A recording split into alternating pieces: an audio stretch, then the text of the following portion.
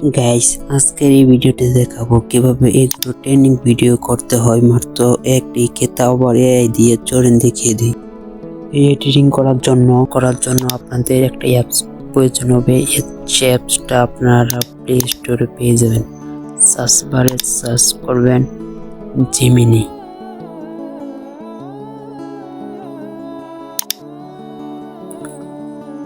এই অ্যাপসটাকে আপনারা সবাই ইনস্টল করে নেবেন। তারপর আপনারা ওপেনে ক্লিক করবেন। ওপেনে ক্লিক করার পর প্লাস আইকন পাবেন। প্লাস আইকনে গ্যালারি নিয়ে যাবে। আপনার গ্যালারি থেকে যে কোনো একটা ফটো এখানে দিয়ে দিবেন।